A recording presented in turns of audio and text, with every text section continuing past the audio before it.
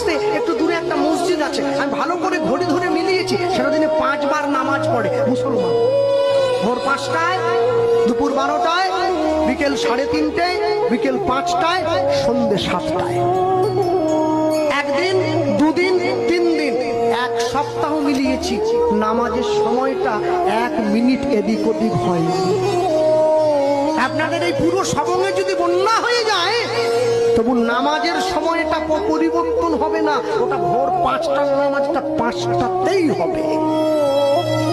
1 মাস ওরা রোজা পালন করে, সকালবেলা সূর্য ওঠার আগে মুখটা ধুয়ে নেয়, একটুখানি খেয়ে নেয়, সারাদিন উপবাস না খেয়ে থাকে, সন্ধ্যেবেলা একটু জল আর খেজুর খেয়ে উপবাসটা ভঙ্গ করে। পরে কি খাবে সেটা বড় কথা নয়, 1 মাস তো পালন তো করে। আর আমার বাড়ির মা বোনেদেরকে বললে কি গো একাদশী করবে, বলে না এবারটা হবে না, পরের বারটা হবে। আমি কি একাদশী? বাকিরা সবাই দোষী, সবাইকে নিয়ে মরব। ওরা সময় করে নামাজটা পড়ে, আর আমার বাড়ির মায়েরা বোনেরা সময় করে পরনিন্দা পরচর্চা নিয়ে ব্যস্ত হয়।